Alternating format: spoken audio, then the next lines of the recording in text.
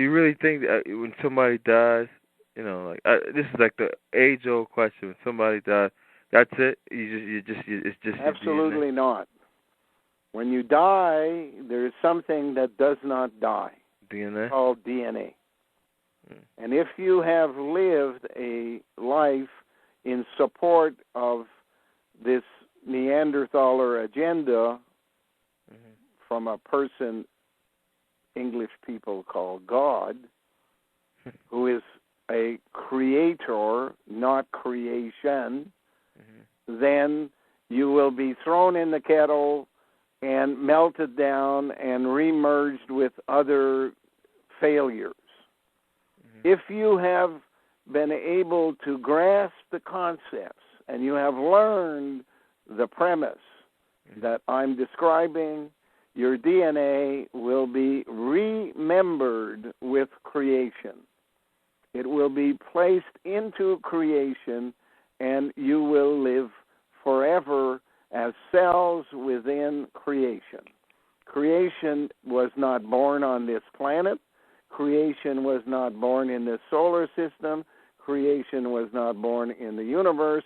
It created the universe, the solar system, and the planet. It was here before the Big Bang. It will be here after the Big Crunch. It's all up to you. You're given a task while you're on this earth as life beings to accumulate information, experience things, learn from it, and carry that message back to creation. Most people choose not to go through that process, but instead look for instant gratification. How can I make my life here better at the expense of eternity? Because they don't believe there is such a thing as eternity. Well, surprise, surprise. It's impossible for me to convince other people. They must convince themselves. I know where I have been, and I know where I'm going.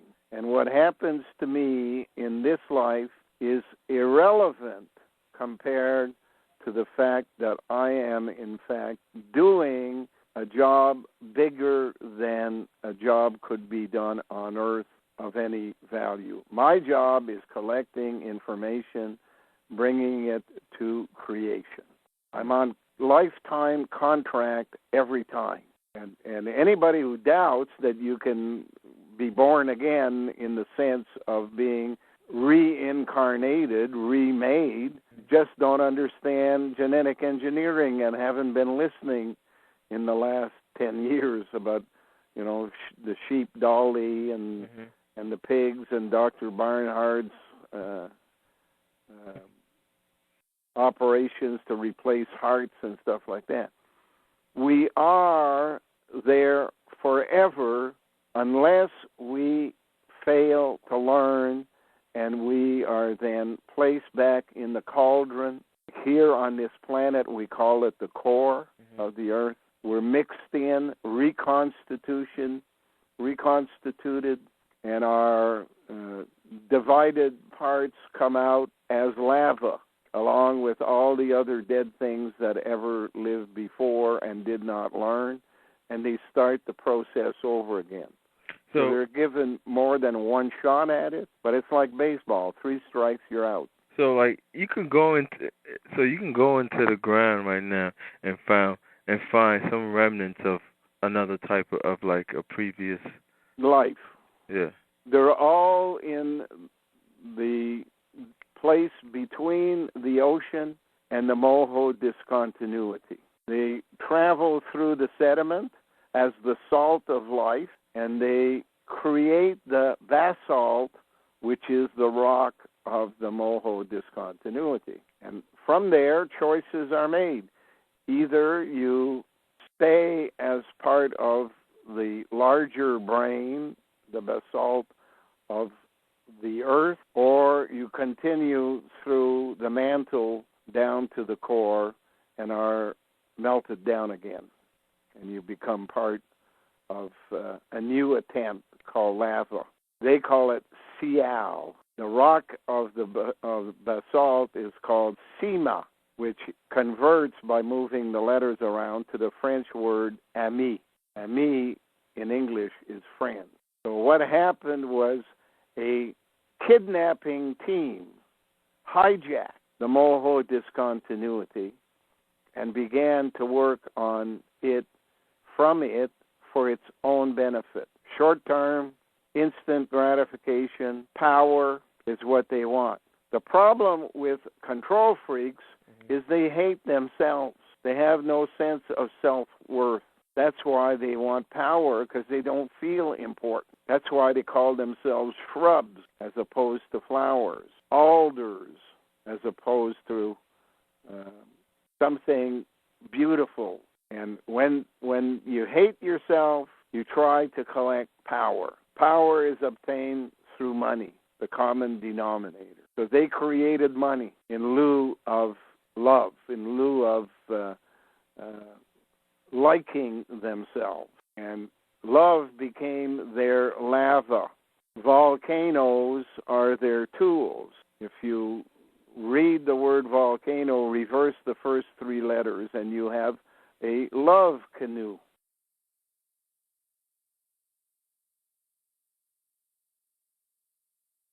We live in a controlled environment, and we're just slaves from birth to death who do our own shopping. The next stage is to accept responsibility to do something about it. So not wanting to do anything about anything, most people refuse to believe. That way they think it gets them off the hook. What it does is basically identify them as being useless, having no social redeeming value, and therefore to be thrown back in the pot and melted down the next time around, not allowed to pollute the earth. That's what nature is all about. Nature is a cleansing mechanism that gets rid of the useless trash and sends back a recombined DNA so that it might work itself into something useful the next time around. People who think that they're escaping by not doing anything are just wrong. They're at the wrong end of the decision-making process. They are, in fact, exposing themselves to everything they are trying to escape. Those who seek answers and learn answers and bring that information back to creation when they remember with creation are, in fact, rewarded for that activity by being allowed to come back over and over again, each time a little wiser, a little stronger, and able to discern more and more. And at the end times, the decision-making will be creations. What do we do with this mess we're looking at? Is there a reason